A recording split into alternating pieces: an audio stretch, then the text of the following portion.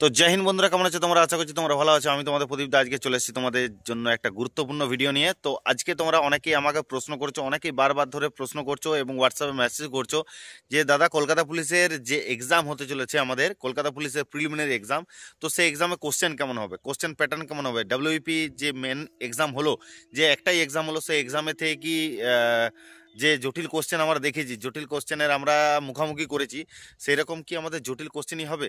তো আজকের এই ভিডিওতে তোমাদের সব কিছু বলবো। ভিডিওতে ভালো লাগলে অবশ্যই লাইক করবে, চ্যানেল নতুন এসে থাকলে সাবস্ক্রাইব করবে, এবং আশা করছি তোমাদের পড়াশোনা খুব ভালোভাবে আছে, কারণ এক্সাম পরপর হয়ে আসছে। ডাব্লিউপি মেন এক্সাম, এত বড় একটা এক্সাম তোমরা দিলে, তোমাদের প্রিপারেশন আশা করছি তোমাদের ভালো আছে। তো তোমরা ভালো করে জানো, তো কলকাতা পুলিশের প্রিলিমিনারি এক্সাম, তোমরা এটা এটা তোমরা আগে যেরকমভাবে তোমরা এক্সাম দিতে, যে প্রিলিমিনারি দিতে পিএমটি পিইটি হতো, মেন হতো, ঠিক সেরকমই তোমাদের এই এক্সামটা কিন্তু হতে চলেছে। তো তোমরা অনেকেই আমাকে বলছো যে দাদা, আমাদের কি এই কলকাতা পুলিশটা কি ভোটের আগে নেওয়া হবে? তোমরা অলরেডি সবাই জেনে গেছো এবং তোমাদেরকে অনেক ভিডিওতে বলা হয়েছে যে কলকাতা পুলিশটা আশা করছি নিয়োগ হবার সম্ভাবনা কিন্তু ভোটের আগে কিন্তু একদমই নেই, কিন্তু ওয়েস্ট বেঙ্গল পুলিশটা কিন্তু ভোটের আগে অবশ্যই কিন্তু নিয়োগ হওয়ার সম্ভাবনা পুরোপুরি।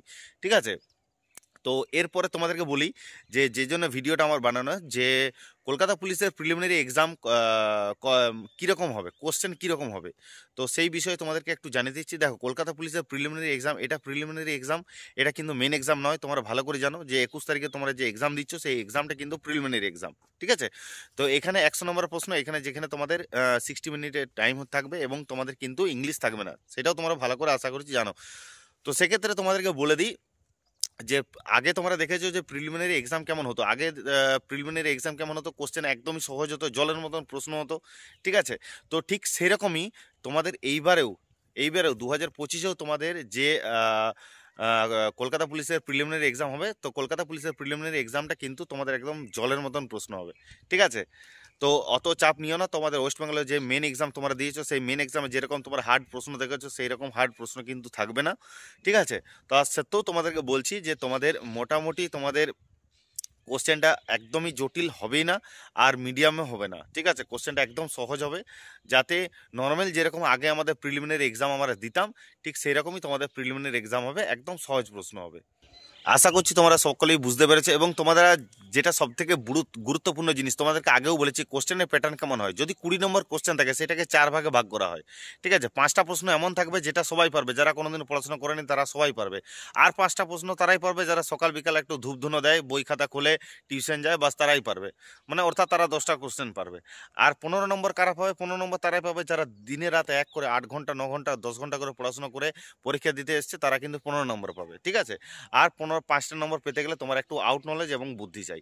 তো কোশ্চেন প্যাটার্ন এরকমই হয়, সেটা প্রত্যেকটা সাবজেক্টের, সেটা ইংলিশের ক্ষেত্রেও, ম্যাথের ক্ষেত্রেও, যে রিজনিংয়ের ক্ষেত্রে এবং জিকের ক্ষেত্রে। তো এরকমভাবেই কোশ্চেনের প্যাটার্ন হয়। তো সেক্ষেত্রে তোমাদেরকে বলছি যে তোমাদের চিন্তা করার কোনো অসুবিধা নেই। কলকাতা পুলিশের প্রিলিমিনারি এক্সামের কোশ্চেন কিন্তু একদমই সহজ হবে। তোমরা যেরকম দেখেছো ঠিক সেরকমই হবে। তো যদি তোমরা বলো সেফ স্কোর, তো সেফ স্কোর তোমাদেরকে বলে দিচ্ছি। তার আগে তোমরা অবশ্যই যারা যারা চ্যানেলটা এখনো পর্যন্ত, তোমাদের ডাব্লিউপি লাইভ 2.0 প্রদীপদার চ্যানেলটা এখনো পর্যন্ত সাবস্ক্রাইব করে নাও, অবশ্যই সাবস্ক্রাইব করে নাও। আগামী দিনে তোমরা যখন চাকরি পেয়ে যাবে, চাকরির দিনও পরেও কিন্তু তোমাদের এই প্রদীপটা কিন্তু সব দিক থেকে সাহায্য করবে। ঠিক আছে, চাকরি পাওয়ার পরে তো আরও বেশি সাহায্য করতে পারো। তোমরা কোথায় যাবে, কিভাবে ট্রেনিং করবে, কোন দিকে গেলে তোমরা স্পেশাল ফোর্সে যাবে, কোন দিকে গেলে তোমরা ঘরের কাছে পোস্টিং পাবে, সব কিছু বিস্তারিত তোমাদেরকে কিন্তু হেল্প করবো। তো অবশ্যই চ্যানেলটা অবশ্যই সাবস্ক্রাইব করে চ্যানেলের সাথে যুক্ত থাকবে।